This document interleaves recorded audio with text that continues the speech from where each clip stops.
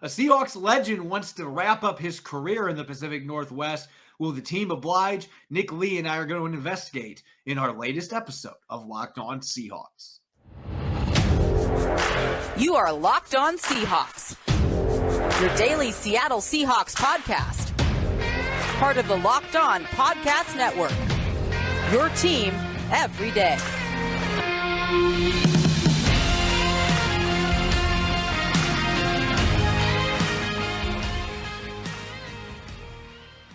Greetings, 12. This is Corbin Smith, your host for Locked On Seahawks. Joining me for our Thursday episode, my co-host Nick Lee. Thanks for making Locked On Seahawks your first listen 5 days a week. We're going to continue our post-draft coverage inside the Seahawks draft with Kenneth Walker, the running back out of Michigan State. Plus, I know May the 4th was yesterday. This is the way that the dominoes fell scheduling-wise.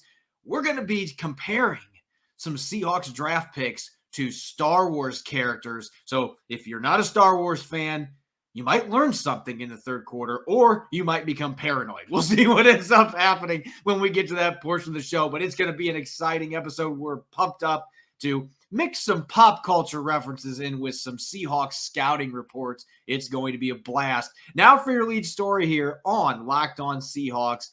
At this point, the Seahawks currently don't have a single player on their roster from the Super Bowl XLVIII team after Russell Wilson was traded to the Broncos and Bobby Wagner was released and then signed to the Rams. Is there a chance, though, that that might change and they actually have a player from that roster on the team in 2022? It may be possible. KJ Wright on Trey Wingo's Half Forgotten History podcast today indicated that he's basically going to play for the Seahawks this year, or he's not going to play for anybody. It sounded to me, based on his statements, Nick, like it's Seattle or it's nobody. He's not going to be moving his family again. He wants to come back home, the place that he played his first 10 seasons in the NFL. He's a free agent. So maybe the door is open again for the Seahawks to right a wrong here and bring in the veteran, let him finish his career where it started. Yeah, and I know there was some hand-wringing by fans and in the locker room when he was not retained and not brought back after the 2020 season, when he was really had a career season in 2020. And then he went to Las Vegas instead and had an okay season and limited snaps, 51 tackles, pretty respectable, and limited action. And whenever I turned on a Las Vegas game, he usually made his presence known. For me, this is one of those where the Seahawks have kind of outgrown KJ Wright, and not to say that they're too good for KJ Wright or anything, but like just they're different. It's a whole pretty much an entirely different locker room, especially with some of the players like you mentioned that have been jettisoned the last few years, and also just the scheme change, the coaching changes, the personnel changes. This is a team that looks pretty much completely different on defense from when he was making his hay here in Seattle. And so for me, if you bring KJ Wright back in, really it's for two things. One, so you can say you have a guy from the Super Bowl winning team on your roster again. And two, for the veteran presence in the locker room. And which is valuable. That is absolutely valuable, especially with a team that's all of a sudden super young. I mentioned a while ago how DK Metcalf went from like the fourth youngest player on the roster to like, a top 15 elder statesman. Like literally almost overnight. So this team is pretty young. So you having a guy like KJ Wright who's been around, who's won a Super Bowl in this city, certainly couldn't hurt. But speaking of hurt, I think Clint Hurtt and his defense will be different. And with more 3-4 looks, he just doesn't scream 3-4 style Sam linebacker to me. No, I think when you look at the Sam linebacker aspect, that's the biggest problem here because if you're a Seahawks fan, KJ Wright has always been a very popular player on and off the field. Fans obviously would love to see him come back, and whether it's just for one season or two seasons, whatever it is, finish his career where he's played most of his career. I mean, he had the 1 year with the Raiders, but otherwise 10 seasons in Seattle.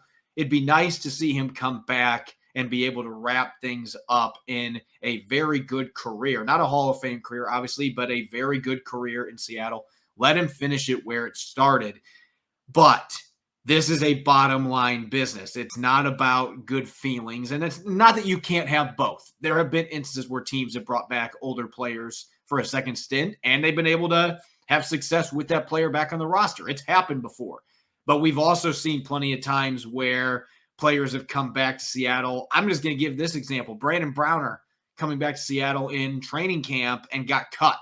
Just didn't have it anymore. Wasn't good enough to be on the roster. We've seen more of that happen with older players returning than the other way around. And I'm not saying that's how it would play out with KJ Wright returning to Seattle, but even with Bobby Wagner being gone and a couple of players coming back from injury, Ben Burke-Kirven and John Radigan coming back from torn ACLs, there's some depth concerns at that position, but I look at the scheme and where KJ Wright is at in his career. One of the reasons they didn't bring him back last season is because they didn't view him as a 3-4 outside linebacker. They were going to be playing those bear packages. It was too predictable what he was going to be doing because he's not a great pass rusher. You need a guy at those spots that can pin his ears back and get after the quarterback, and that's just not KJ Wright's game. It never has been.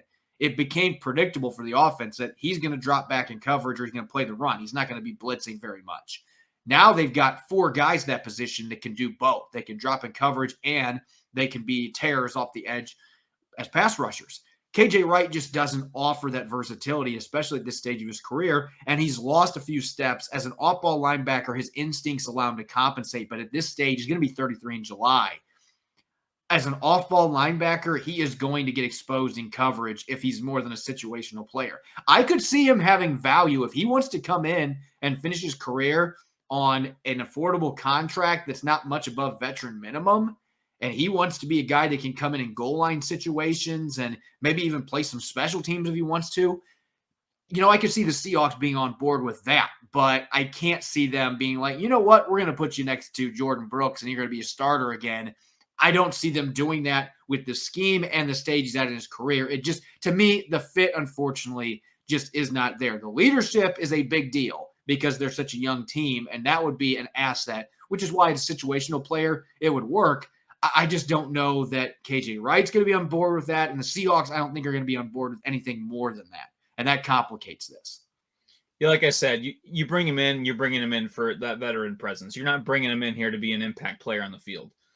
Just with the shift in scheme, you know, and I think they really want to give Cody Barton a look back there next to Jordan Brooks. And then, yeah, you mentioned the guys that he just doesn't look like a guy that can kind of hang with Uchenna Nwosu, Boye Mafe, and those guys who would possibly take that position as well.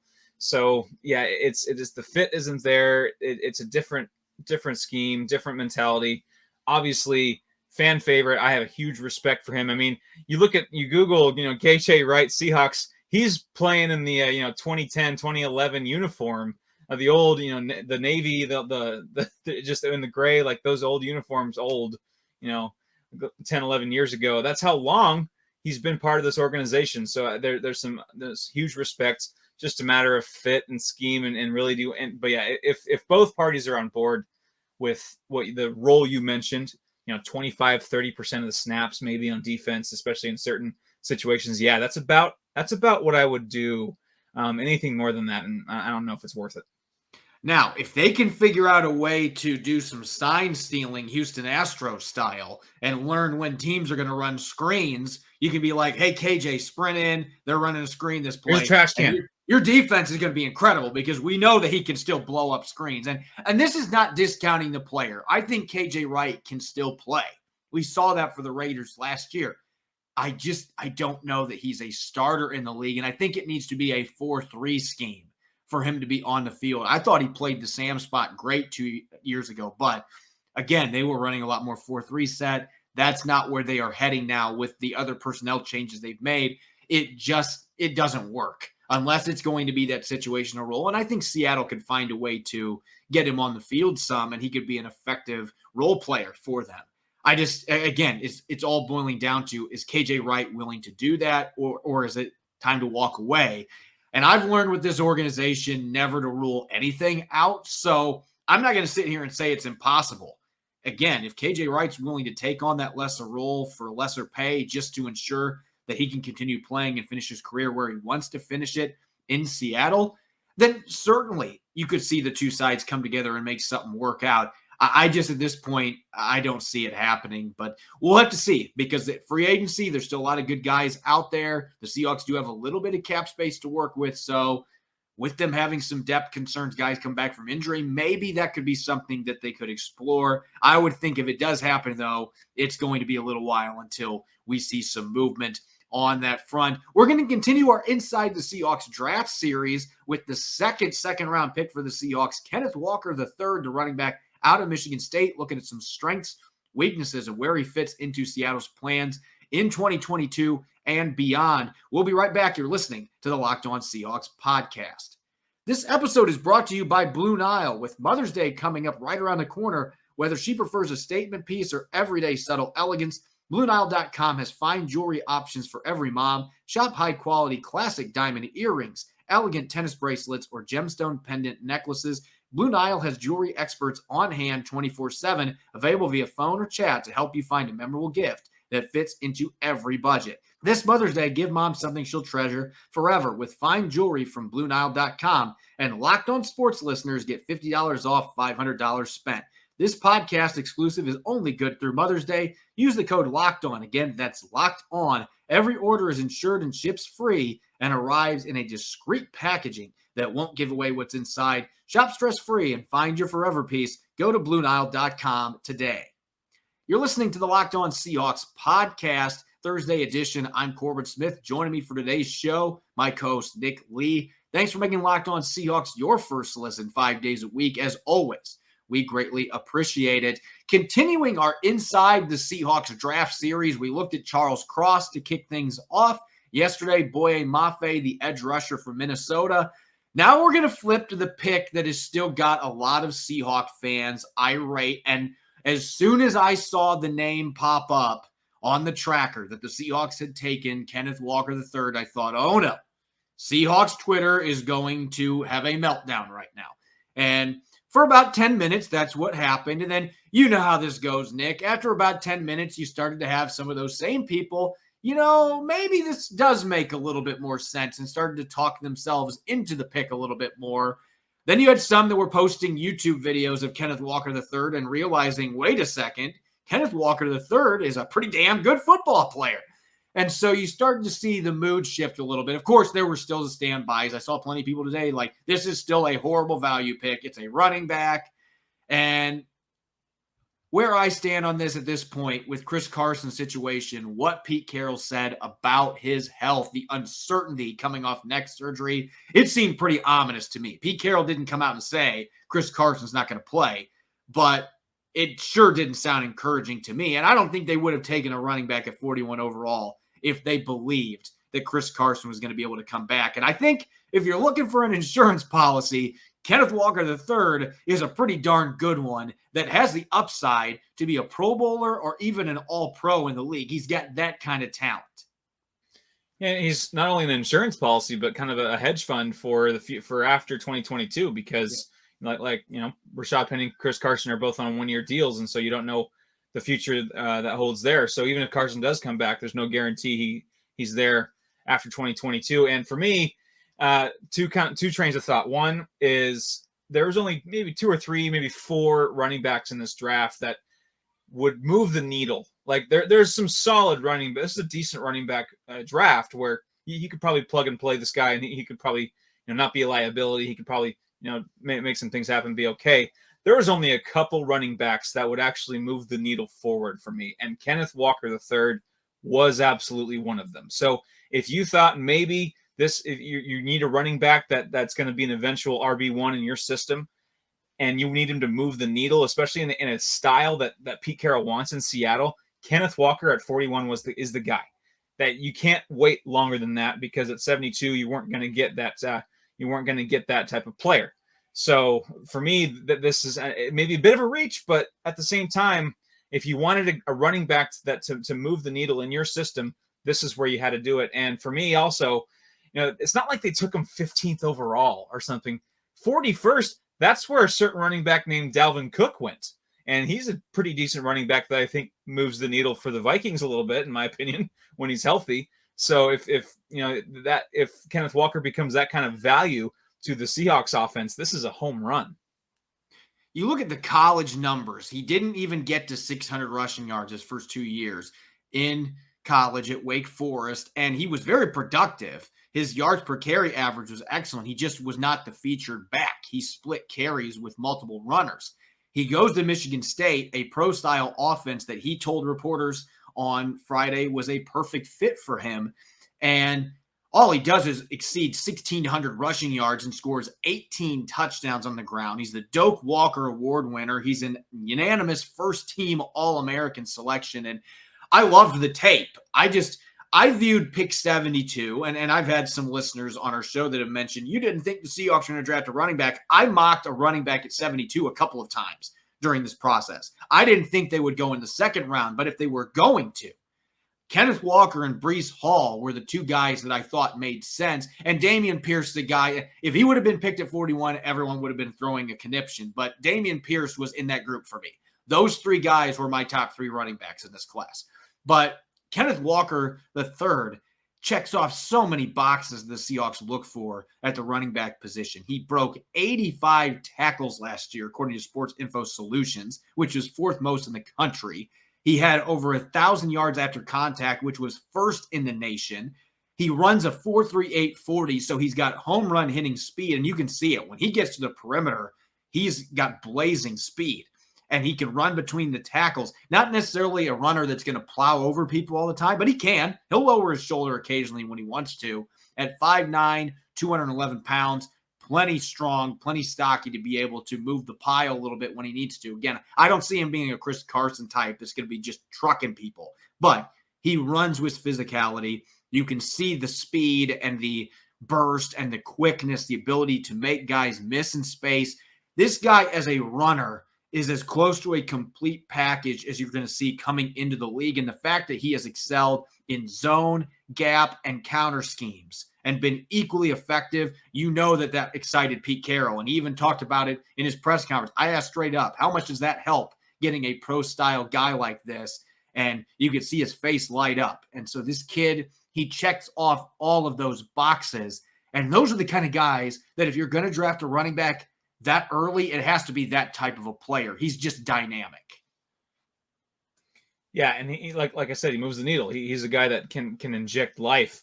And I know he played for the Big Ten and played against some awesome defenses. I know that he was stifled pretty bad against Ohio State late in the year, but he was. I tweeted this out a little bit ago last week when he was drafted, that the Michigan Wolverines defense was one of the best defenses in football, if not the best last year. The reason why they made the college football playoff.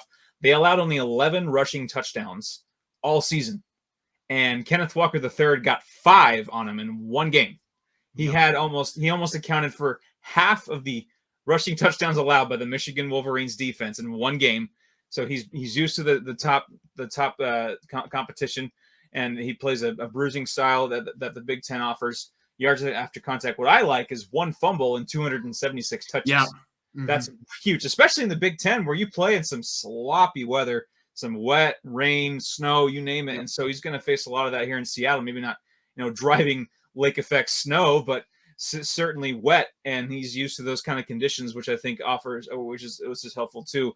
I know this is kind of dangerous, but I like some of the traits he see I see some traits in him that another former Michigan State running back that turned out pretty okay, a 2-time All-Pro, Le'Veon Bell, that kind of that patience, and then just to burst through the hole and kind of can just wait out for a hole and get through. I think that Le'Veon Bell really excelled at that, and that's something that Kenneth Walker, maybe that's just something they teach really well at Michigan State. But so I just think I agree that he is one of the more complete packages in this class as far as running backs go. So if you had to draft a running back in this draft that is going to push your offense forward with this new mentality, new quarterback that's going to be more run-centered and more throwback to when the Seahawks were great, Kenneth Walker III was one of the best 2 running backs to do that.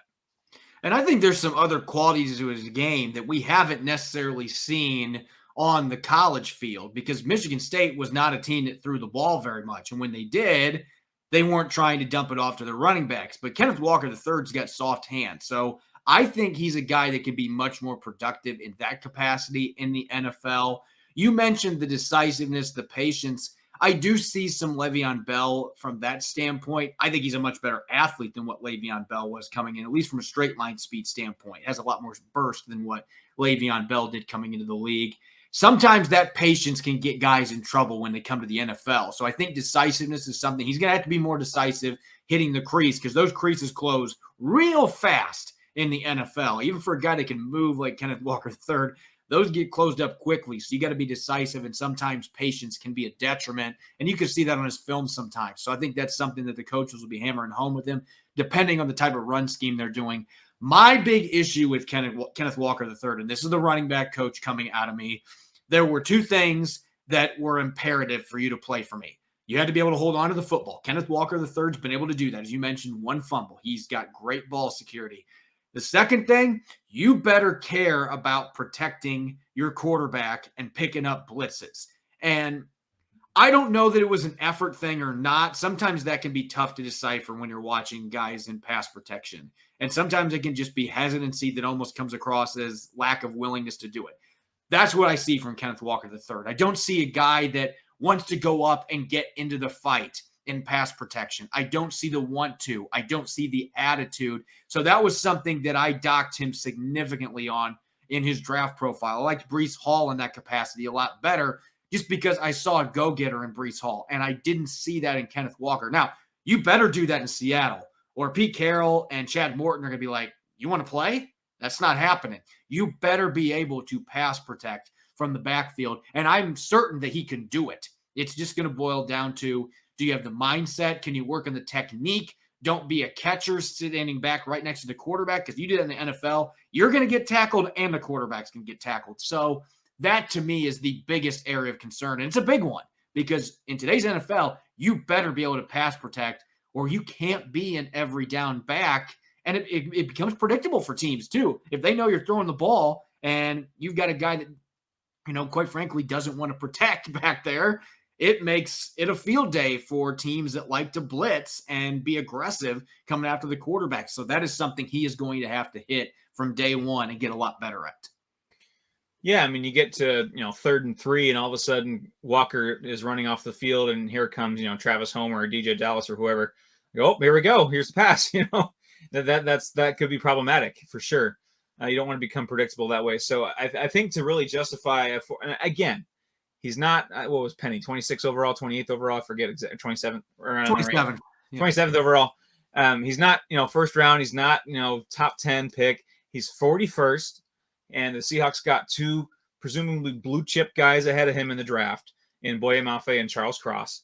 And that's where Dalvin Cook went at 41. So this is not someone reasonable, outside the box Seahawks reach. This is, I think, a very reasonable place to take a guy like him. And really there are some flaws, but there's a reason why he went 41st overall and not, top 20. And that's the reasons pretty much you just mentioned. So if that's the only thing wrong with Kenneth Walker, though, and everything else is pretty solid, I think at least on first and second down, that's going to be a really good investment. But I think to justify taking a 41st overall pick on a guy like Walker, he's going to have to develop into a 3-down back, which, of course, can come with coaching. Coming up here in our next segment, Nick and I are going to find out if the Force is with us or not. And I know yesterday was May 4th, but we're going to pretend that today is May 4th. And we're going to break out some scouting reports of Seattle's new draft class, Star Wars style. You won't want to miss it. BetOnline.net is your number one source for all your betting stats and sports informational needs. Find all the latest sports developments, league reviews, and news, including this year's basketball playoffs, Major League Baseball, and this weekend's Run to the Roses as the Kentucky Derby returns. BetOnline is your continued source for all your sports and wagering informational needs, whether it's live betting, playoffs, esports, and more. Head to the website today or use your mobile device to learn more about the trends in action. BetOnline, where the game starts. You're listening to the Locked On Seahawks podcast, Thursday edition. I'm Corbin Smith. Joining me for today's show, Nick Lee. Thanks for making Locked On Seahawks your first listen 5 days a week. It's time to go to a galaxy far, far away. And again, I know yesterday was May 4th, but dang it, today is May 4th on Locked On Seahawks, because Rob would laugh about this. Rob and I were actually thinking about doing this segment yesterday, and Rob just point blank told me, look, I've watched some Star Wars, but I am not a Star Wars nerd. like what you and Nick are. And so I felt like this needed to be saved until our episode for the week. And how we're going to do this, I wrote an article yesterday. Some of you that are listening may have already read it. I created scouting reports for all 9 of Seattle's draft picks this year with a little bit of a Star Wars twist. And Nick admittedly had some objections to some of the picks that I made. And this is how scouting works. You know, one guy says, I think he plays like this guy. And then another scout says, no, I see more of this guy. So we're going to be playing that game a little bit here with some Star Wars-centric spins. So without further ado, let's get to the first round pick, Charles Cross. And I'm just going to throw you the mic here first. Charles Cross, which Star Wars character does his skill set remind you of? Well, first off, I don't know about objections. Well, my favorite things about Star Wars is just the vast universe it has created where there's so many ways you can go. And for me, Charles Cross, you know, he's that trusted, that big hope you have at left tackle, that guy that really you're putting all your hope into as the guy that can get it done at left tackle and protect a young quarterback, perhaps keep everyone at a distance from the quarterback, whoever it may be. And so this might be the only one we agree on today, Corbin. Spoiler, I'm going to go Obi-Wan Kenobi for Charles Cross. I just think it's just a no-brainer, just with the protection. You know, I don't know if he negotiates well, and you can be the negotiator, but as far as keeping, he's his own agent. That's something else to consider. He's his own agent. There you go. I didn't even think about that. So Obi-Wan Kenobi. The negotiator. Yes. So for me, you know, he keeps trouble at a distance, and we are launching a lot of hope his way. So Obi-Wan Kenobi, the negotiator. Yeah, I think that one, there's really no other pick you can make, and I think we've just outlined why. I mean, he's his own agent, so he clearly knows how to negotiate. He's a protector. He's looking out for the best in the entire offense, everybody behind him, holding their welfare. I mean, this is Obi-Wan Kenobi. That's a pretty easy pick. Now, second round, here we go. Boye Mafe. I'm going to throw it to you again here real quick. Boye Mafe is one that I actually had a couple characters come to mind while I was looking at his skill set. But who do you compare Minnesota's former pass rusher with? Now, I hope this doesn't come off wrong. But I'm just looking at his, you know, he's raw. You know, there's some mystery to him, but we know that he's a warrior, and so mysterious warrior. You know, maybe raw ability. You know, don't know too much about him, at least until the most recent series that's a bit embattled in Boba Fett, Book of Boba Fett. I go that Boye Mafe is a Tusken Raider, Sand People, and because they are savage warriors, fierce, fearless warriors. But pretty mysterious and maybe not refined and polished like some other warriors in Star Wars, but very dangerous. And you kind of get, if you watch the Book of Boba Fett, you know, they get fleshed out a little bit more. And really, I started to root for him a little bit. And now that I watch other stuff with them, and I go, hey, you know, that's why they're doing that.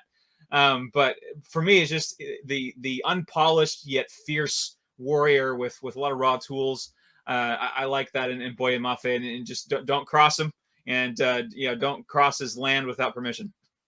See, I'm going to go with a more simple take here, but I like some of the pointers that you made. I just mentioned Charles Cross as Obi-Wan. Boye Mafe is Luke Skywalker because he's coming into the league. He's going to be a 24-year-old rookie. He's a pretty old rookie. And you may remember Luke Skywalker, Yoda said he was too old to train. But this is a guy that's got all the physical tools, and you already started to see it come together the last couple of years at Minnesota. Then he blew up in the Senior Bowl, was near unblockable the entire week, was defensive player of the game in the actual All-Star showcase, and he's got great size, 261 pounds. I mean, again, he just looks to me like Seattle's chosen one to fix this pass rush that's been a problem the last couple of years. And he's got a lot to learn. He's got to finish his training, but if he does, this is a guy that Master Clint Hurt, that can turn into a dynamic Pro Bowl, maybe even all-pro caliber rusher because of the physical traits and the hand technique that he plays with. Now, we talked Kenneth Walker last quarter, so we're not going to spend too much time on him. Our listeners know who Kenneth Walker is and his strengths and weaknesses, but who does he compare in your Star Wars universe to? I think this was one of the harder ones for me. Just with his droid-like consistency last year, lots of tools, a quick trigger, and really gunned down Michigan pretty handily, at least by himself. And you've got a lot of moving parts and guns and all that stuff. I'm gonna go IG-88, the bounty hunter from Mandalorian / other places, but really he got his screen time in Mandalorian. Just plenty of weapons, plenty of firepower, and just quick trigger, and really has a lot of moving parts and tools, and consistent. At least he was last year. I know that 2019 and 2020 at Wake Forest was a different story, but at Michigan State last year, he was that guy that they could call upon to get a job done, even some of the dirty work in the trenches. So I'm going to go IG-88, the bounty hunter. I got to go with another Jedi for my comparison here. Mace Windu, who I believe is not dead. I'm waiting to see him come back in a new Star Wars series. Maybe the new one, Obi-Wan Kenobi, coming out. Maybe we will see Mace Windu return. But really the big reason why this comparison jumps out to me, Kenneth Walker, if you've ever listened to him do an interview, him talking to John Schneider on the phone, this guy is all business. He's quiet, very reserved, and he's a traditionalist. He wanted to play in a pro-style offense. He didn't want to play in that college spread game that Wake Forest was doing for 2 years. He's like Mace Windu, who defied anti-Jedi traditions. He is the same way with offensive schemes, and Seattle is going to run that pro-style scheme. They're going to run the ball consistently. It's a perfect fit for a traditional runner, and one of the few teams that still love to bring in a guy like that. And so I see a lot of Mace Windu in Kenneth Walker III when he runs the football. Now let's go to the third round here. Abraham Lucas, local kid from Washington State, another tackle. And I had a lot of fun with this one, but I think you might have had more fun making a comparison with this pick. Oh, I don't know. I hope if Abraham listens to this, or Abraham Lucas listens or watches this, that he's not offended. This is meant as a compliment. But the ones when I tried to come up with Abraham Lucas, all of them became animals. All of them became, monsters and not humanoid or, Jedi characters. And I think that's a compliment to him. So I'm thinking long, rangy and mean and nasty. Rancor. He's a Rancor. I mean, and maybe that might have been an insult until, the Book of Boba Fett, where, the Rancor got a little bit more due as well. He kind of played King Kong there at the end. Spoiler, I guess, if you haven't seen that. Where I don't know if Abraham Lucas is going to level half of Mos Espa, but he's got that length, and maybe not the most agile, fluid, athletic offensive lineman to ever live. Which Rancors are not that in the Star Wars world, but they are fierce, they are loyal, and they're nasty, and don't get on their bad side, and they can do some serious damage. So I'm going to go there. I'm going to go Rancor for Abe Lucas. Some of our listeners might be wondering, what about the Wookiees? Well, I think Chewbacca is the perfect comparison for Abraham Lucas, because you're talking about a guy that is loyal. He's a man of faith. The quarterbacks, the running backs, the skill players behind him, he's going to do whatever he can to protect them.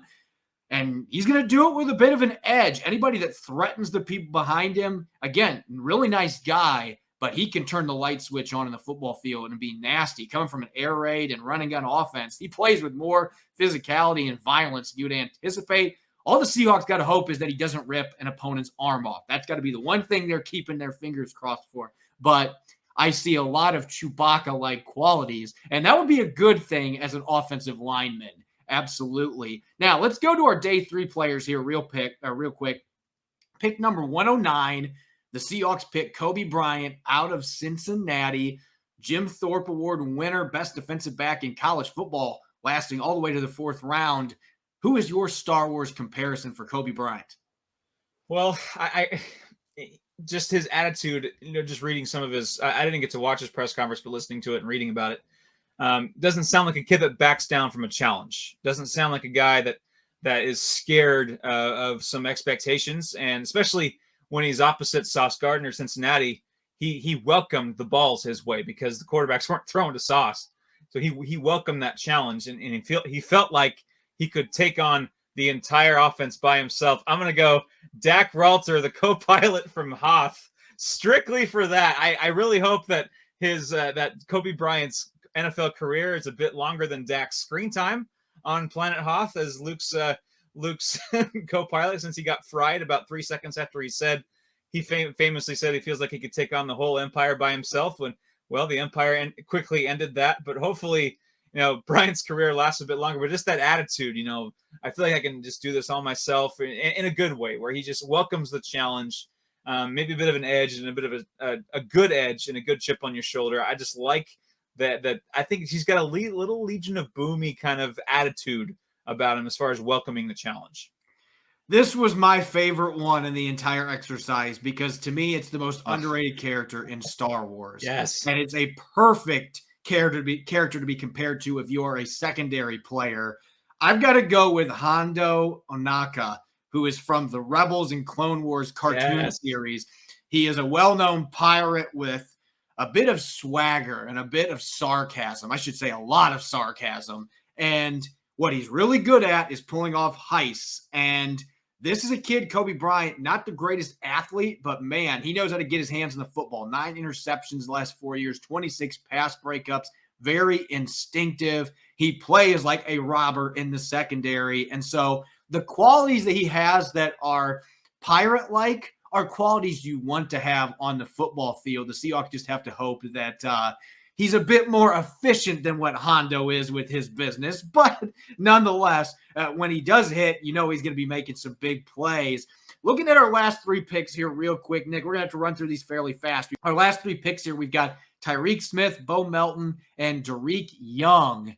Real quick, who are the 3 characters you compared for those 3 late draft picks for the Seahawks? For me, the Tariq Woolen, the corner I want to highlight too, just with his arms and his length. Imagine him with 4 arms and 4 lightsabers. Tariq Woolen is my General Grievous. He just those. I don't know. I can't get over how long and lanky he is, and athletic and fierce and chiseled, like he's made of metal. And so I'm gonna go General Grievous for Tariq Woolen. And as far as Bo Melton's or no Smith, for me I wanted to throw in one of the women characters because I think the women of Star Wars are underrated, and this one especially, as he was at Ohio State, underrated. Sabine Wren is extremely underrated as a warrior. She's crafty. She loves explosives, just like he is explosive as an athlete, or he can be. So I'm going to go Sabine Wren for him, even though that's a bit of a cross-gender thing, but who cares? Sabine Wren's awesome. Doesn't matter the gender. And for Bo Melton, this one kind of made me laugh. He was, Bo Melton was one of the brighter spots in a struggling, lackluster Rutgers football team, kind of like a certain actor was kind of the shining moments, shining stars of a lackluster sequel trilogy. And that is Poe Dameron, played by Oscar Isaac. He was one of the lone bright spots of a pretty underwhelming trilogy. I think we both can agree. And Bo Melton was a star, or he should have been a star, a bright moment in what is a pretty lackluster Rutgers program. I think that he kind of outshone talent-wise the talent around him, much like Oscar Isaac did in the 3 movies of the sequel trilogy. So that's what I'm going with, and I'm sticking to it. Well, as far as the rest of my picks here, I did slip over Tariq Woolen somehow. I had to go with K2SO from Rogue One because he looks like he was engineered in a droid factory with the incredible speed and leaping ability at 6'4". Again, we've never seen anybody like that. And that was a droid that was reprogrammed. He was an Imperial droid, then reprogrammed to be with the Rebellion. I like that. Tariq Woolen was a receiver, and they've reprogrammed him now to be a cornerback. He's still learning the craft. And so a really raw but high upside prospect that, again, I see a lot of droid-like characteristics with him because it looks like he was made in a lab or something. You just don't see athletes like this grow on trees. And then my next couple ones here, Tyreek Smith, I'm going Rebels for this one. Zeb Orrelios, who is one of the most underrated characters in Star Wars, in my opinion. He's just tough, and he battles through injuries, and he's got a little bit of an underrated first step when he is getting ready to fight, and a great hand technician, hand-to-hand combat. Both these guys are fantastic. And I see them as underrated pieces. This is a kid that, if he's able to stay healthy, has a chance to be a very reliable rotational reserve. Might not get a lot of attention like he deserves. Same with Zeb, who was always coming through in the clutch with the Rebels from Lothal in that series. And then the 2 7th-round picks, Bo Melton and Derek Young. For Bo Melton, this is a guy that ran a 4.34 40-yard dash. And a lot of people were saying he's going to be a 4th-round pick, or he's going to even be a 3rd-round pick. And he kept falling and kept falling and kept falling. It was almost like when Darth Maul got betrayed by Darth Sidious. And now that he's a 7th-round pick, the Seahawks finally stopped his free fall. He can now take out his revenge on the rest of the NFL. He can show himself and his elite speed to the rest of the NFL, hopefully with decent quarterback play, something he never got at Rutgers. The one good thing, he was never split in half with a lightsaber. And then Derek Young, I went with Qui-Gon Jinn for this one because this guy is an engineering and physics graduate, extremely smart. He is a thinker first and foremost with great physical traits and just doesn't fit the mold of what you would normally see a guy getting picked in the 7th round with his freakish athleticism. And I just see him bucking a lot of trends here, being a guy that has that great academic background to go with his athleticism. And Qui-Gon Jinn was kind of that same way, being, wanted to be in the background, in the periphery, wasn't on the council. This is a guy who was a Division II player, wasn't in Division I or even the FBS division. And yet here he is making it to the NFL. And he's got the skills and the smarts to potentially make it for quite some time in the league. One of the players in this draft class that I'm most intrigued by as we head toward rookie minicamp. As always, you can follow me on Twitter at Corbin Smith NFL. You can follow Nick at NickLee51. We promise we won't post too much Star Wars stuff, although Obi-Wan No, is I don't. coming out soon. So maybe that was a bad promise to make on the show. But follow us on Twitter. Make sure to check out the Locked On Seahawks podcast, Apple Podcasts, Google Podcasts, Spotify, and of course, 5 days a week streaming on YouTube. When I return tomorrow, I'm going to be tackling your questions, our weekly mailbag segment, and I'll be chatting more about Abraham Lucas in our Inside the Seahawks Draft series. Enjoy the rest of your Thursday. Thanks for listening